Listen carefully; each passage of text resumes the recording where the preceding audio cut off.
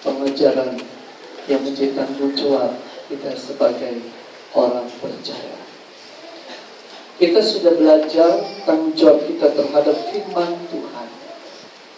Tanggung jawab kita terhadap firman Tuhan, kita perlu belajar firman Tuhan itu sungguh-sungguh. Dan menempatkan firman Tuhan itu sebagai otoriti atas hidup kita, yang berkuasa atas hidup kita. Dan kita menempatkan firman Tuhan sebagai sumber untuk memenuhi segala sesuatu dalam hidup kita. Dan kita tidak dapat mencapai apa-apapun dalam hidup ini, baik dengan hikmat, akal budi, kekuatan, kemampuan kita sendiri, hanya melalui yang Tuhan telah janjikan kepada kita oleh firman-Nya. Dan apa yang dijanjikannya itu dikerjakan oleh firman Tuhan itu sendiri. Firman Tuhan itu adalah Yesus Kristus sendiri. Yohanes pasal 1 ayat 1, 2 dan 3. Pasal 1 ayat 1, 2 dan 3. Pada mulanya adalah firman. Firman itu bersama-sama dengan Allah, dan firman itu adalah Allah. Firman itu menjadi manusia. Dia mengambil rupa tubuh kita yang berdosa ini, supaya kita memiliki firman itu. Dan firman yang kita miliki itu Yesus Kristus. Dia yang memberi hidup di dalam keadaan kita yang tidak mungkin boleh hidup. Dia yang membangkitkan kita dari kematian rohani kita. Ia membuat kita berdaya. Ia memberi kita kekuatan dan bertenaga secara spiritual untuk mencapai perkara-perkara yang rahasia, yang dahulunya tertutup bagi mata dan hati kita, yang kita tidak dapat melihatnya oleh karena hidup kita sudah ditutup dengan tudungnya dosa, tudungnya kejahatan, tudungnya kegelapan, sehingga kita dapat berkata, oh inilah hidup, inilah hidup, inilah hidup. Ternyata hidup yang dijanjikan oleh kegelapan itu sedang menuju kepada kebinasaan, saudara. Tetapi firman itu adalah terang dunia, datang ke dalam dunia menerangi pikiran dan hati kita manusia, agar kita dapat melihat suatu kepastian dalam hidup ini. Hidup tidak hanya di dunia ini, tetapi di balik awan yang biru di sana ada suatu kehidupan yang tidak ada akhirnya. Dari situlah datangnya pribadi itu Yesus Kristus untuk mencapai kita. Kata Tuhan Yesus, supaya mereka juga memiliki hidup seperti aku, agar mereka juga memiliki kehidupan seperti kita, agar juga mereka memiliki tempat seperti saya. Tuhan tidak mau berbahagia sendiri. Tuhan tidak membiarkan kita dicengkram terus oleh dosa. Tetapi Yesus datang untuk merampas kita dengan kekuatan surgawi, untuk melepaskan kita dari kuasa maut, untuk mengangkat kita dari lumpur dosa, untuk memisahkan kita dari lautan api neraka, agar kita berada di dalam tangan-Nya. Dan ketika kita berada di dalam tangan Tuhan, saudara-saudara, kita disebut Kristian. Orang yang disebut Kristian itu, orang itu berada di dalam Kristus. Dan orang yang di dalam Kristus itu dipelihara Tuhan. Bagaimana cara Tuhan memelihara kita? 2 Timotius pasal 3 ayat 16. Saya minta supaya semua jemaat membaca. 2 Timotius pasal 3 ayat 16. Salah satu cara Tuhan mengasuh kita. Sudah dapat? 2 Timotius 3 ayat 16. Baik, saudara, kalau Bapak sudah dapat membacanya, 2, 3.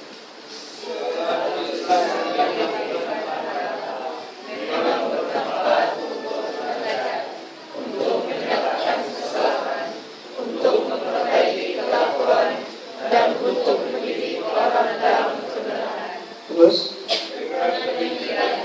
Siap-siap manusia kepunyaan Allah Diperlengkapi untuk setiap perbuatan baik. Saudaraku yang terkasih, cara Tuhan mengasuh kita yang di tangannya.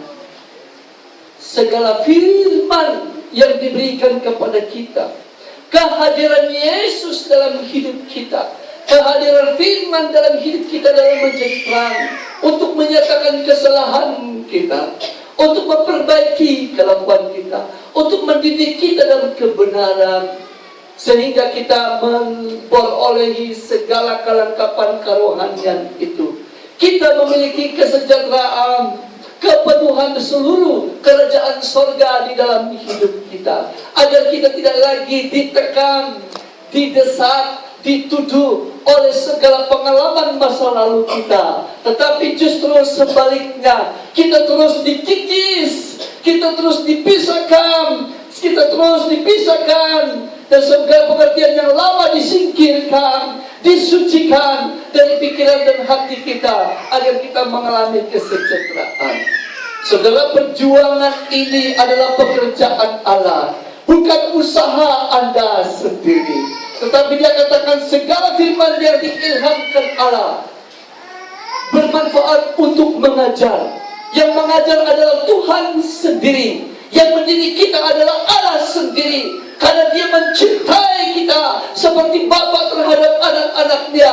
Dia tidak mau anak-anaknya akan hancur. Dia tidak mau anak-anaknya akan musnah. Dia tidak mau anak-anaknya tidak punya masa depan. Dia tidak mau anak-anaknya akan menjadi penjahat, lalu masuk penjara dan dihukum gantung. Tetapi Yesus menjaminkan suatu cara jalan kehidupan untuk menyelamatkan kita, yaitu melalui firman-Nya sendiri. Dan firman itu adalah pribadi Allah, dan yang mengajar itu adalah Allah sendiri.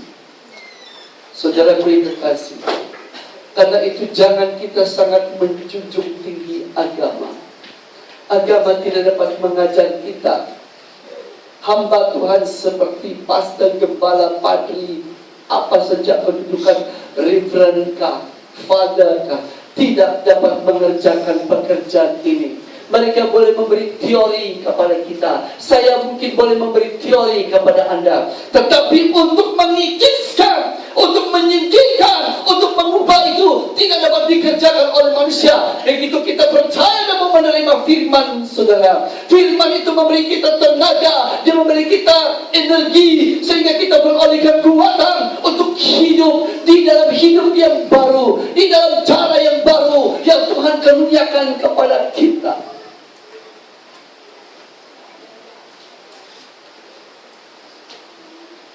Dia juga menyatakan, yang akan menyatakan kesalahan.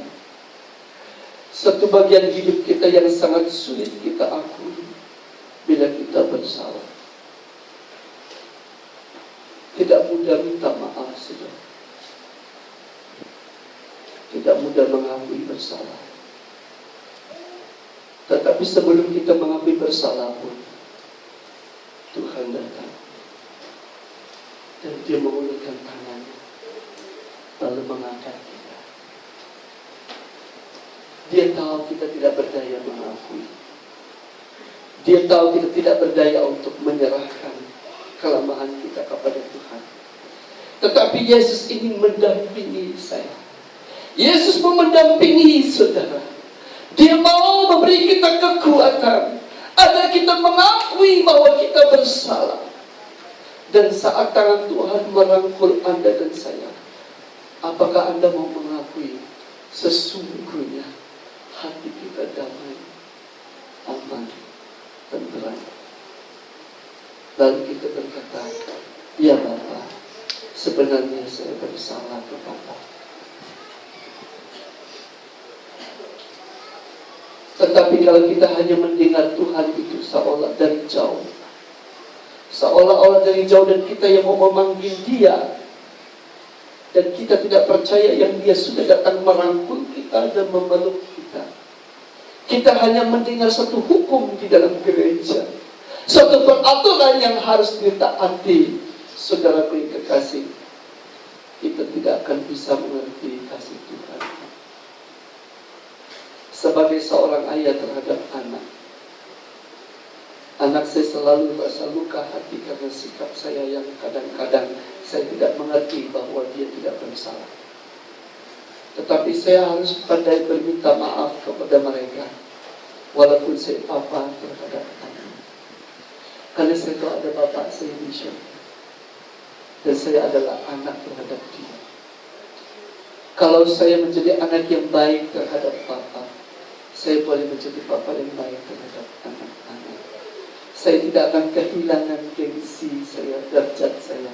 Justru ketika saya merendahkan diri saya sebagai anak di hadapan Bapa, Bapa yang sedang memeluk saya, lalu saya memeluk anak saya secara manusia, mengampuni mereka dan mengakui kesalahan saya. Bukankah itu juga bermakna saya menyatakan saya minta maaf kepada Bapa dan bersalah kepada dia? Ketika saya merendahkan diri di hadapan anak-anak saya, itu menyatakan bahwa saya mengakui bahwa firman itu telah menyatakan kesalahan saya. Firman itu memperbaiki kelakuan saya. Ketika saya diselamatkan, maka anak ini juga diselamatkan. Ketika roh saya dikikis dan dirubah, maka anak ini juga dirubah. Saudara kekasih, damai sejahtera di atas bumi karena Yesus telah datang. Dan Tuhan Yesus mengajar kepada kita agar kita berdoa supaya jadilah kehendak-Mu di bumi seperti di surga. Saudaraku, di bumi seperti di surga itu hanya terjadi di dalam tangannya sendiri. Itu terjadi dalam kehidupan orang-orang percaya. Sebab ada tangan Tuhan yang memimpin kita, yang terus memimpin kita. Damai saudara, surga yang terjadi di depan kita bukan berarti terus berubah dan tidak ada apa-apanya. Justru firman itu menyatakan kesalahan. Justru itu firman Tuhan memperbaiki kelakuan kita sehingga kita mengalami surga itu. Di dalam surga tidak ada susah. Dan surga tidak ada kesakitan hati. Dan surga tidak ada saling melukai. Tidak ada yang mendendam satu sama lain. Surga itu berbicara tentang suatu kasih yang luar biasa. Saudara, saya yakin kita sangat memerlukannya. Sebab itu Yesus datang untuk mendampingi kita agar kita memilikinya. Ada satu pribadi yang paling jahat, paling kejam sifatnya, namanya iblis atau setan atau roh jahat. Ketika kita belum mengenal Tuhan, Ia membentuk kita punya karakter, Ia membentuk temperamen kita, Ia membentuk mentaliti kita, Ia membentuk perasaan kita, Ia membentuk segala keadaan kehidupan kita, sehingga kita bergerak, sehingga kita hidup bukan sebenarnya hidup seperti diri kita sendiri. Kita seolah-olah robot yang sedang di remote oleh iblis. Ketika kita katakan saya tidak mau melakukan ini, tetapi iblis katakan itu enak bagimu, kamu melakukannya. Kita tidak berdaya untuk melepaskan diri, sebab kekuatan kita dalam kontrolnya setan. Sebab itu Yesus datang merangkul kita, mengangkat kita menjadi milik kita. Dan sekarang Dia menyatakan bahwa itu adalah satu kesalahan. Agar terbukalah pikiran kita, lalu kita melihat betapa kejamnya Dia, betapa kejamnya kejahatan itu. Saya harus melihat perbedaan antara surga dengan kerajaan setan, saudara. Itu tujuannya firman Tuhan, menyatakan kesalahan kita, memperbaiki kelemahan kita, agar kita menjadi damai. Adakah sesuatu yang terlambat dalam hidup kita? Tidak pernah terlambat. Sebab apa yang tidak mungkin kita kerjakan, Tuhan yang mengerjakan. Ketika firman Tuhan ditanam dalam hidup kita, ya, inilah tanggung jawab kita yang kita belajar dari itu. Segala firman diilhamkan Allah memang bermanfaat untuk mengajar satu, untuk menyatakan kesalahan, untuk memperbaiki kelakuan. Mari kita lihat yang berikut ini. Dia mendidik kita dalam kebenaran. Dia mendidik kita dalam kebenaran. Firman Tuhan Nabi Yohanes mengatakan bahwa Tuhan mengutus Roh-Nya yang kudus di dalam hidup kita. Di dalam Efesus pasal yang ke-1, saudara boleh membukanya bersama dengan saya.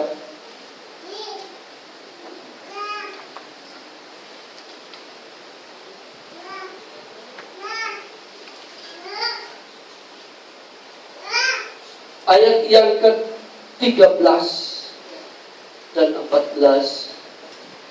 Efesus 1 ayat 13 dan 14. Di dalam Dia kamu juga, karena kamu telah mendengar firman kebenaran, yaitu Injil keselamatanmu. Di dalam Dia kamu juga ketika kamu percaya,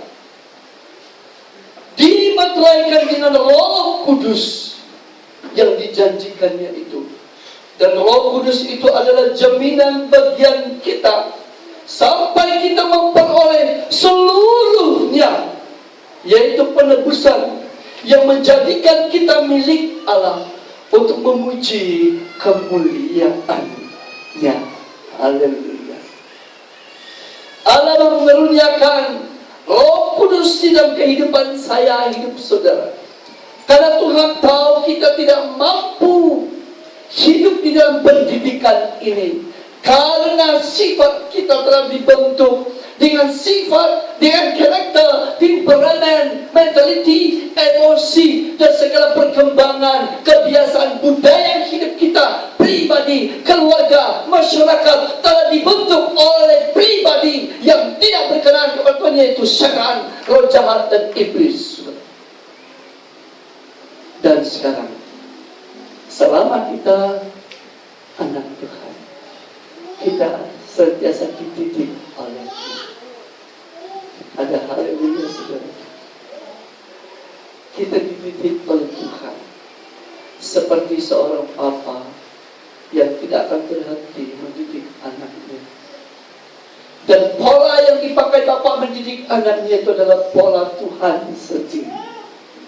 Sikap bapak mendidik anaknya adalah sikap bapaknya yang di surga. Disiplinnya terhadap anaknya adalah disiplin Bapa di surga. Kesucian, kemurnian hatinya mendidik anaknya, itu kesucian daripada Bapa.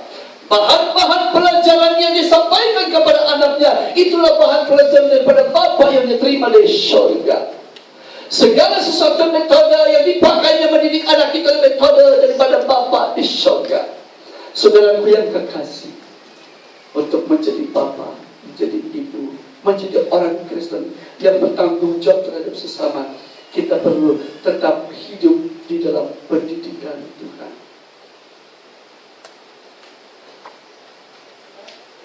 Mendidik dalam arti Dia menjadi guru kita. Kata didik ini, saudara, tidak dibatasi oleh ruangan dan waktu, karena Roh Tuhan yang mendidik kita.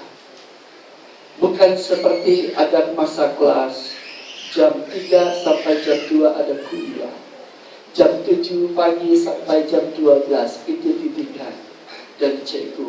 Tapi didikan dari Tuhan, didikan cikgu, didikan kuliah itu, saudara, menggambarkan bagaimana eratnya, bagaimana sikap seorang dosen, seorang pensyarah, seorang guru yang tidak berhenti bercakap. Ketika ia berbicara di sini, ketika ia berdiri di sini, semua para pelajar, para mahasiswa dan murid memberi tumpuan kepada guru, dan guru itu berbicara dan terus mengajar, dan juga memberi tumpuan kepada murid. Di antara murid yang kurang sehat, kurang kuat, kurang mampu, dia segera akan menolong murid itu.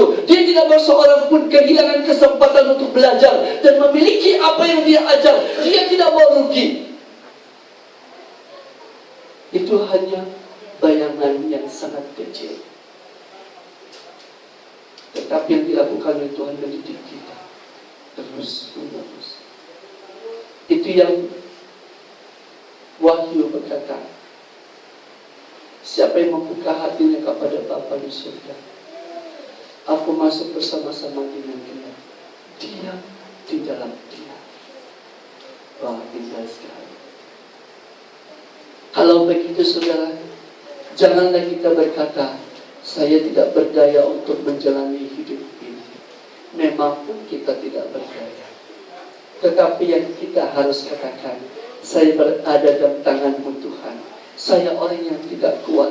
Tuhan berilah saya kekuatan sesuai dengan kekuatan firman-Mu, sesuai dengan kekuatan Roh-Mu yang kudus, sesuai dengan kekuatan kerajaan Allah, sesuai dengan kemuliaan-Mu. Beri saya gairah hidup terus-menerus di dalam Engkau. Saat saya jatuh pun saya tidak akan membiarkan diri saya tergeletak, karena saya tahu tangan Tuhan yang menopang saya. Saat saya tidak berdaya, saya percaya bahwa Tuhan mendengar perkataanku, doaku. Dia akan membangkitkan saya karena saya ada di dalam tangannya.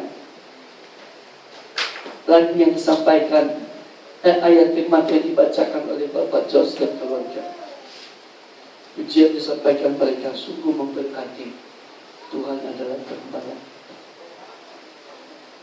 Amin. Oh, Dia tidak pernah meninggalkan kita. Jadi tanggung jawab kita sebagai orang Kristen berdasarkan firman yang kita baca ini. Ada firman Tuhan, saya ulangi yang kemarin, saya lengkapi yang kemarin. Kita bertanggung jawab untuk menerima firman itu, memberi diri kita dididik, memberi diri kita diajar, dan mempelajari firman Tuhan dengan kerendahan hati. Bukan dengan kemampuan kita sendiri. Maksud saya kemampuan sendiri di sini, kita sudah ada kepandaian. Lalu kita tafsir Alkitab itu ikut maunya kita. Oh, kurang ngampai di firman Tuhan ya. Seharusnya firman Tuhan dicakap begini seperti yang saya mau. Tetapi tanpa kita sadar, di dalam doa kita pun, dalam hidup kita pun demikian. Bayangkan saudara, kita yang sejumlah ini masing-masing mempunyai selera yang berbeda. Lalu kita minta kepada Tuhan maunya kita, agar firman Tuhan itu ikut selera kita. Apa jadinya Tuhan?